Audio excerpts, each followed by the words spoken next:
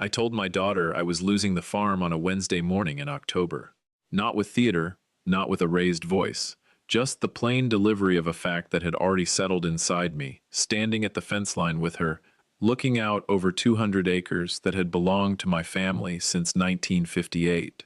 I said, "Sarah, I have to tell you something. The equipment loans came due, and the harvest did not cover them. I am going to have to sell the land." I watched her face. And my daughter, my 41-year-old daughter who had grown up walking these rows with me before she could see over the corn, said 4 words before she could stop herself. She said, "About time, Dad." Then she caught it.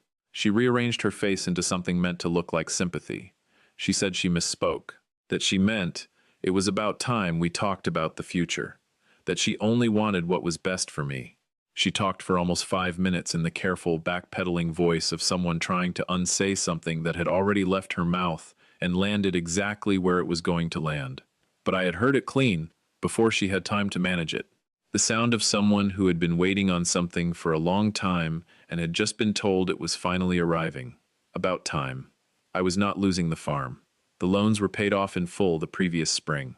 I had made up every part of it because for months I had felt something underneath her visits that I could not name, and I needed to know, one way or another, if what I suspected about my own daughter was true. And in that one unguarded moment, standing at the fence line, she told me. What I heard 2 nights later, sitting in my truck outside her house with the window cracked, was worse than about time. Worse by a distance I am still measuring. Hey there, family. If you're new here, welcome. If you've been listening a while, you know what this channel is about: real stories, hard truths, and the kind of family reckonings that don't always make it into polite conversation. Drop a comment and tell me what state you're listening from tonight. Hit that like button, and let's get into this one, because it's a hard one to tell. My name is Walter Hobbs. I am 67 years old, and I have lived my whole life on Hobbs Family Farm, outside of Cedar Rapids, Iowa, on a stretch of county road my grandfather cleared with a team of horses. 200 acres of corn and soybeans, a farmhouse built in 1961 that I have kept up with my own 2 hands for as long as they've been strong enough to hold a hammer, and a name on the mailbox that has not changed in 3 generations. I took over the operation from my father in 1985, and I ran it with my wife, Louise, at my side for 36 years. Louise was the one who kept the books, negotiated the grain contracts, and could talk a banker into a better rate than any accountant I ever hired. She passed 3 years ago this past spring, pancreatic cancer. 4 months from the diagnosis to the funeral, which is not enough time to get used to losing someone, no matter how much you tell yourself you're preparing. After Louise died, I kept running the farm on my own for a while, leaning harder than I wanted to on my neighbor Ed Callahan and a couple of hired hands during planting and harvest. 2 years ago, I made the decision to lease out most of the row crop acreage to a younger farmer named Petey Nguyen, who works it on shares and pays me a fair rent on top of that, and I kept 20 acres near the house for a smaller operation and a few head of cattle, mostly because I am not ready to stop working with my hands entirely. Between the lease income, what I get from the cattle, and 30 years of careful saving, I am, by any honest measure, comfortable. More than comfortable. I am going to tell you the number eventually, because it matters to where this story goes. I have 2 daughters. Sarah is the older one, 41, lives 25 minutes away, in a newer development outside town, works in commercial real estate, leasing office space to companies moving into the Cedar Rapids Business Park. It is work that suits her instincts, because Sarah has always had a gift for knowing what something is worth to someone else before that person has figured it out themselves. She is sharp, she is likable, and she has her mother's laugh, which has made it harder for me to see her clearly than it probably should have.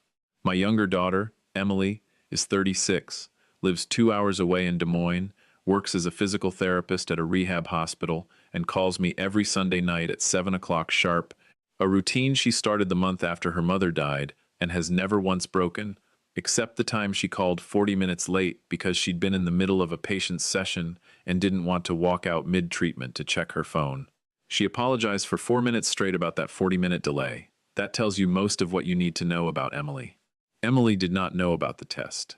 Nobody knew about the test except me, not my accountant, not my attorney, not my old friend Ed Callahan, who I told eventually, but not until it was already finished. The idea started building in me slowly, over the course of a summer, the way a thing accumulates before you're willing to give it a name. It began with small comments from Sarah. A remark almost offhand about how much land I was sitting on for one man living alone in a farmhouse that big.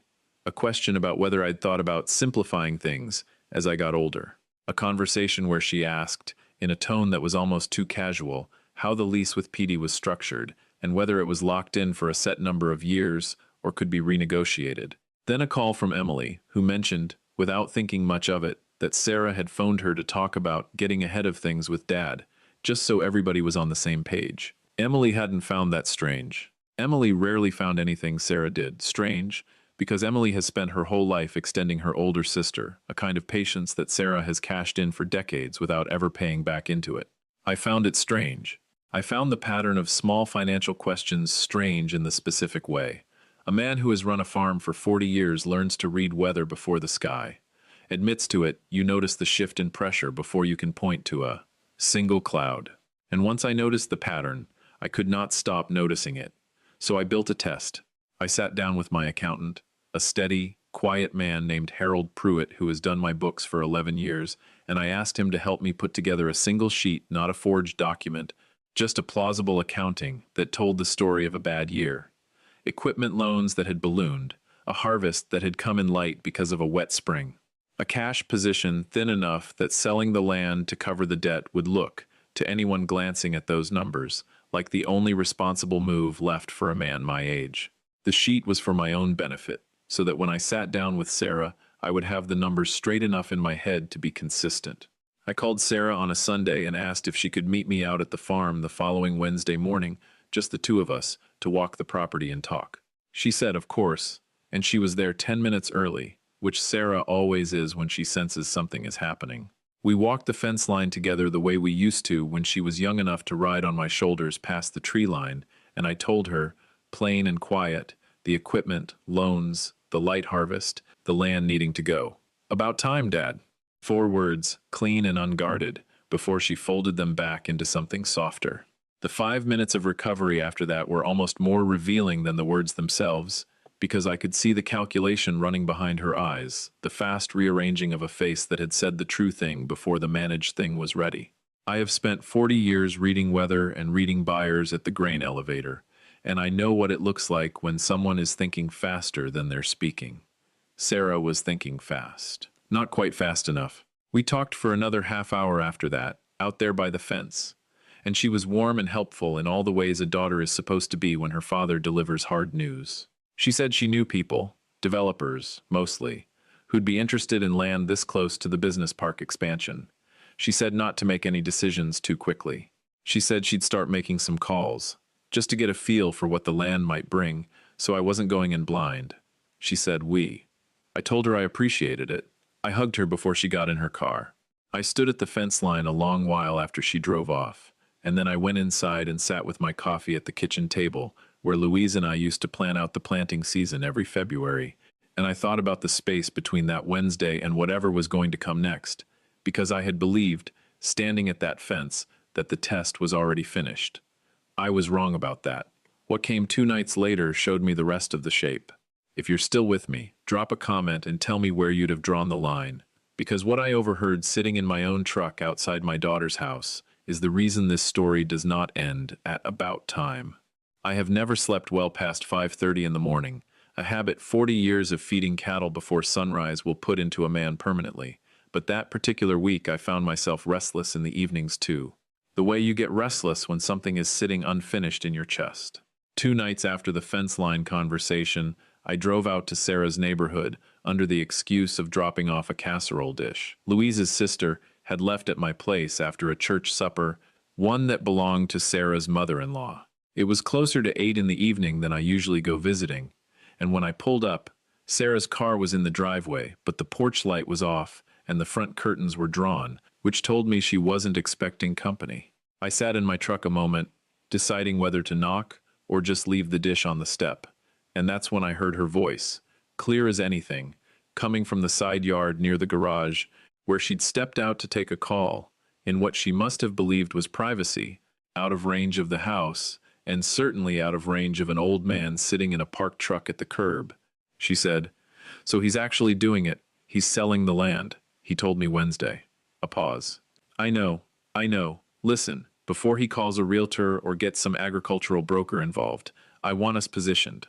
200 acres that close to the business park corridor, in this market, that moves at 11, maybe 12,000 an acre once the rezoning goes through. Which it will, inside 18 months. Everybody at the office knows that. Another pause. Longer this time.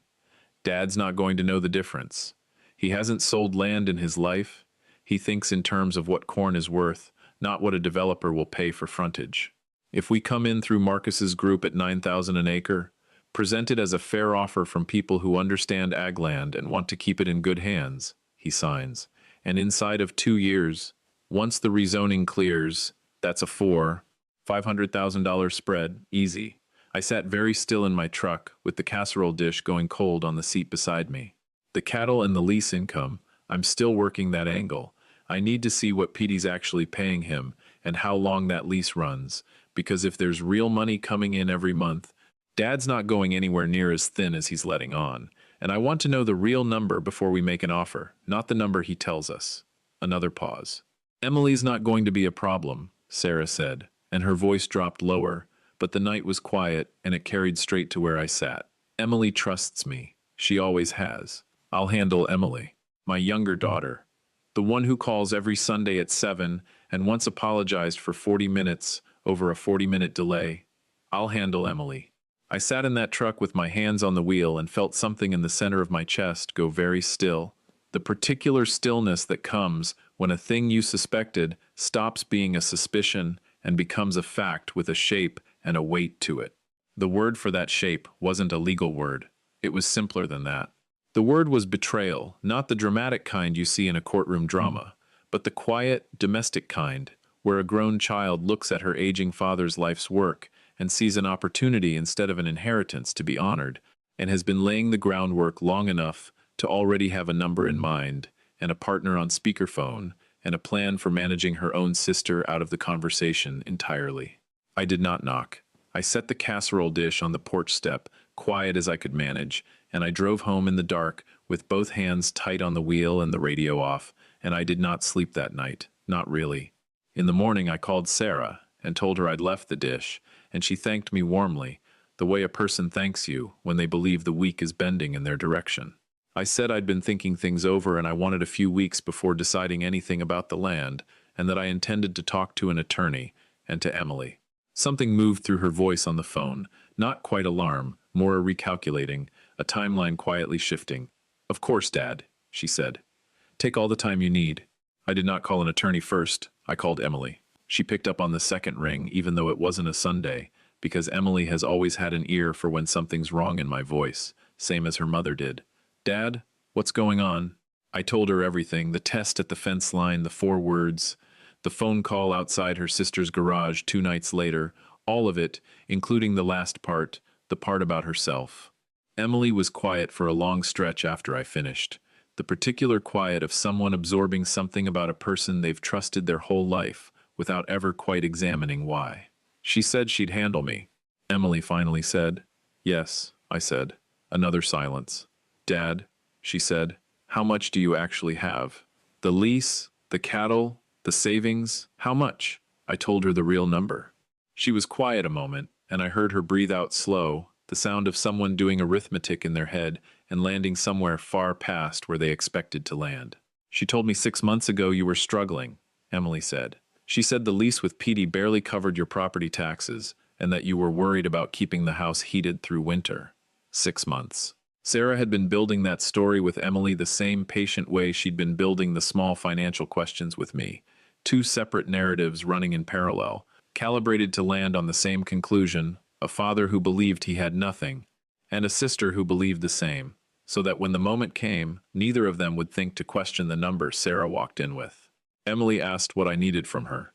I told her I needed her to keep this between the 2 of us for now, and I needed the name of a good attorney in Cedar Rapids, because I didn't have one, and I wasn't about to use the family lawyer who'd done Sarah's real estate closings for years. Emily knew someone, a woman named Renee Castellano, who specialized in estate and elder law, whose office was above a bakery on 3rd Avenue, and who Emily had recommended to a coworker dealing with a similar situation the year before. I called Renee that same afternoon. She listened without interrupting once, and when I finished, she asked me a single question. Mr. Hobbs, do you have documentation of your actual finances, the lease agreement, the cattle income, your savings and investment statements? I told her I had all of it, going back years, and an accountant who'd kept my books clean for over a decade. Good, she said. And the conversation you overheard outside your daughter's house, did you record it? I hadn't thought to. She was quiet a beat. That's all right. Between what she said to your face at the fence line and what you overheard, combined with the real financial picture, we have more than enough to build on. What I want to do is get a complete, accurate, notarized accounting of your actual assets filed properly and revise your estate plan before she takes any further steps. Because from what you've told me, she's already moving. How soon can I come in? I asked. Tomorrow, 8 o'clock, she said. I was there at 1:45. Renee Castellano in person was exactly what her voice on the phone had promised, precise, unhurried, the calm of a woman who had guided plenty of families through exactly this kind of reckoning and knew where every step led before she took it. She had me walk through the whole thing again in order while she wrote in a small, tight hand on a yellow legal pad, and when I finished, she flipped to a second page and started a list of what she'd need. The lease agreement with Petey, the cattle sale records, bank and investment statements, the current will and any existing trust documents, and a written, dated account of both conversations, the fence line and the overheard call, as close to word for word as I could manage. I asked her how much that written account would matter without a recording. Combined with the rest, it matters a great deal, she said. You're not filing charges, Mr. Hobbs, not yet. You're establishing the true record of what you own and revising your intentions to reflect who you actually are, not who your daughter has been telling people you are. That written account is supporting evidence. The real foundation is the numbers. The numbers, once Renee's office and Harold Pruitt got everything laid out by that afternoon, were substantial. 200 acres, appraised independently that week. Renee insisted on it at just over $2 million, given the proximity to the business park corridor Sarah had mentioned on that phone call. A corridor I hadn't even fully understood the value of until an appraiser explained it to me plainly. The lease with Petey, current and paid in full, generating steady annual income. The cattle operation, modest but profitable. Investments and savings built over 30-plus years of a farmer's stubborn discipline, another $600,000, conservatively counted. All told, north of $3 million, held by a man his own daughter believed was on the edge of losing his home and was preparing to buy off him at $9,000 an acre through a front company, on land she knew, because she'd said so on the phone, was worth 11 or 12 once the rezoning cleared. I want you to sit with that gap for a second. $100,000 per acre difference on 200 acres is not a rounding error. It is not a family favor. It is a plan, built patiently, to be the first person in the door with a number before a grieving, aging father thought to get an independent opinion of his own land. Renee spent the better part of a week revising the estate documents, and I want to tell you plainly what changed and what did not, because both halves of it matter. What did not change? Emily's position. She had been treated fairly in my planning for years, long before any of this started, and nothing I'd learned changed the honest accounting of my relationship with my younger daughter. Her share stayed exactly as it had been. What changed was Sarah's position, not erased, because I am not in the business of pretending she isn't my daughter, but restructured to something specific and documented, accounting fairly for what I had already given her across the years, in loans she'd never repaid and help she'd never once acknowledged, and leaving her something without leaving her what she had positioned herself to take. The farm itself was placed into a trust, with Renee named as independent trustee. It cannot be sold without her written approval and a fresh independent appraisal within 90 days of any offer, and no family member is permitted to serve as buyer, broker, or agent on any transaction touching that land. Full stop. Emily was named co-trustee alongside Renee. When I called to tell her, she was quiet a moment, then said, "Dad, you didn't have to do that." "I know," I told her, That's exactly why it matters. The documents were signed, notarized, and filed on a Friday afternoon, 11 days after the morning I'd stood at the fence line and told my daughter I was losing the farm. On Saturday, I called Sarah and asked her to come by that afternoon. If you've made it this far, drop a comment and tell me what you'd have said in my position, because how I chose to tell her is the part of this story that took me the longest to get right. She answered on the first ring, which told me she'd been watching her phone all week, waiting to see which direction things were bending. "Dad," she said, warm and quick, "everything okay? I've been thinking about you all week." I told her I was fine, that I wanted to talk through some things, and could she come out to the farm around 3? She said, of course, absolutely, and she pulled into the drive at 10 minutes to. She came in with the same easy warmth she'd worn since the fence line, the warmth of someone who believes the situation is moving her direction.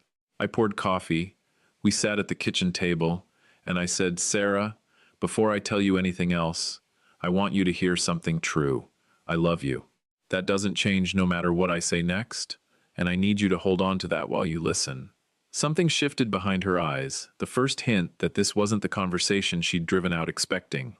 "I wasn't losing the farm," I said. "The loans were paid off last spring. The lease with PD is solid, the cattle are profitable, and the land was never going anywhere." Silence.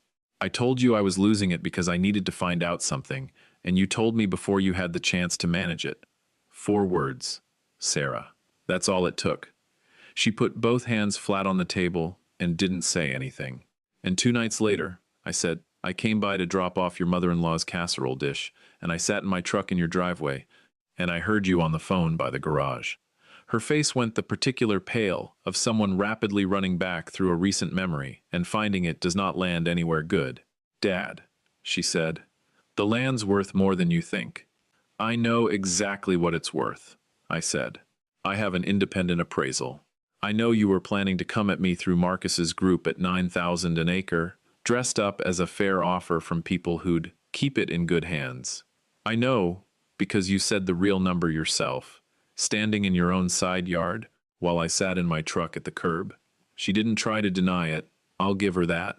She sat there looking at her coffee and did not attempt to construct some version of events where what I'd just said wasn't true, and something in that told me there was still a person under all the calculating who knew, at least, when the calculating was finished. "The estate's been redone," I said. "Renee Castellano handled it. The land is in a trust now, with an independent trustee, and terms that make what you were planning impossible." I paused. "Emily's the co-trustee." Sarah closed her eyes. "Did you tell Emily about the phone call?" she asked. "I told Emily everything," I said, "including that you said you'd handle her." She opened her eyes and looked down at the table for a long time. "Sarah," I said, "I'm going to tell you what I told your sister when she asked what I needed from her. I need the truth, not the version you've been managing for months. What's actually going on with you? Because I don't think a woman with your career and your salary schemes her own father out of 200 acres for fun. I think something's gone wrong somewhere, and you started looking at my land as the fix, instead of coming to me and asking for help. And those are 2 very different things. One of them I can work with. The other one I can't." She looked up at me. "Are you in some kind of trouble?" I asked. A long pause, the kind with real weight sitting inside it. "Yes," she said. "Tell me," I said. And she did not all at once, and not cleanly, the way truth comes out after it's been held down too long, with stops and restarts, and places where she lost the thread and had to go back and find it. A commercial development deal 2 years back that had gone sideways when interest rates climbed faster than anyone's projections had accounted for. A second deal she'd entered to try and cover the losses from the first, that hadn't resolved yet either. Personal guarantees on both, meaning the exposure wasn't just professional, it was hers, personally, entirely. She wasn't broke, not yet, but she could see broke coming, close enough that my 200 acres had started to look, to her, like the only bridge wide enough to get across. I listened without interrupting. When she finished, I sat with it a moment. "You should have called me," I said. She looked at the table. "Not to take something from me," I said. "To ask. There's a version of this where you called me 8 months ago and said, 'Dad, I'm in over my head,' and we'd have had a very different 8 months than the one we just lived through." I paused. I don't know that I'd have bailed you out, Sarah. I want to be honest with you about that. What you were planning, the number you had ready, the way you'd already lined up your own sister to be managed out of the conversation that told me something about where your head's been that I'm still sitting with, but I would have listened. We'd have had the conversation like family, instead of whatever this was. Sarah put her hand over her eyes and sat like that a moment. Dad, she said, I'm sorry. I looked at my daughter, 41 years old, with her mother's laugh and a bad deal and a worse plan, and the specific exhaustion of someone who's been carrying two false versions of the truth long enough that just holding them both up has become its own kind of tired. I know you are, I said. The trust, she said. What you changed? It's accurate, I said. It reflects things as they actually are. If that changes over the coming years, I'll revisit it, because I'm not interested in punishing you. I'm interested in the truth, and the truth starts today. She nodded, slow. Where do I start? She asked. With your own attorney, I said. Tomorrow, before anything else, and you tell them everything, not the version you've been managing. She nodded again. And then you call your sister, I said. Not me telling her what you said. You, calling her yourself. Sarah was quiet a moment, then said, she's going to be furious. Yes, I said. She's going to be furious, and then she's going to listen, because Emily's always been better at both those things than either of us ever gave her credit for. Sarah left a little after 5. I stood at the kitchen window and watched her taillights go down the gravel drive and out onto the county road. And then I stood there, a good while longer, looking out over the 20 acres closest to the house, the barn Louise used to hang wash near in the summer, the old cottonwood at the edge of the yard that my father had planted the year I was born, and that towers over everything now in the way trees do when you stop noticing them growing. I called Emily. She picked up on the second ring. I told her Sarah would be calling. Emily was quiet a moment, then asked, how did she seem when she left?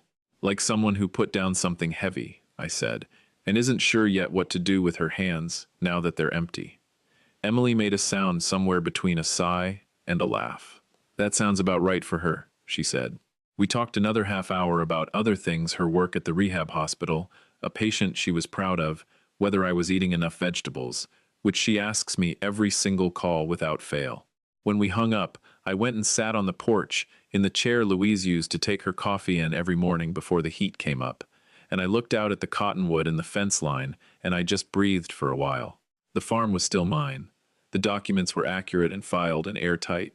The number Sarah had planned to offer me would never appear on any real paper, because the trust made that conversation moot before it could ever start. And somewhere across town, my older daughter was sitting with whatever she'd set down that afternoon, trying to figure out what came next. I didn't know what came next for Sarah. That part belonged to her attorney, and to whatever conversation she was about to have with her sister once the managed version of things was finally put away for good. I'd made clear what I could work with and what I couldn't. The rest of it was hers to carry. What I knew, sitting on that porch as the light went orange over the fields, was this. The test I'd built had cost me more than I expected, not in dollars, but in the particular way that clarity always costs more than not knowing, because not knowing lets you keep the version of your family you'd rather believe. And clarity makes you live in the one that's actually true. Sarah had failed the test at the fence line, and failed it again outside her own garage 2 nights later. And then, in my kitchen, on a Saturday afternoon, she'd done something the test was never built to measure. She told the truth, once there was nothing left to manage it into. That wasn't nothing. It wasn't forgiveness either, but it wasn't nothing. I went inside and watered the plants on the windowsill that Louise used to keep going year-round, and I made myself dinner and sat down at the table to eat it properly, which I don't always bother to do when it's just me. And I thought about a woman who ran the books on this farm for 36 years with a sharper eye for people than I ever gave her credit for while she was here, who probably would have seen straight through Sarah's small questions months before I ever named the pattern myself. She'd have handled it differently than I did, I expect. Less of the long game, more of sitting her daughter down plainly and asking her straight out what was going on. She'd probably have been right to do it that way. But she wasn't here to do it her way, and I did it the only way I knew how, which was to build something solid, make sure it held, and get the truth written down where nobody could argue with it later. The truth got written down. The trust held.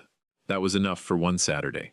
If this one sat with you the way it sat with me telling it, drop a comment below and let me know which part hit hardest. Hit that like button, subscribe if this is your first time out here, and I'll see you in the next one. And if you've ever had a feeling in your gut about someone in your own family asking one too many careful questions about what you've got and what you're planning to do with it, let me leave you with what an old farmer learned standing at his own fence line on a Wednesday morning in October. You don't need a recording, and you don't need proof. You just need to give somebody the chance to answer before they remember they're being asked. New family story every week right here. Subscribe, hit the bell, and I'll see you next time.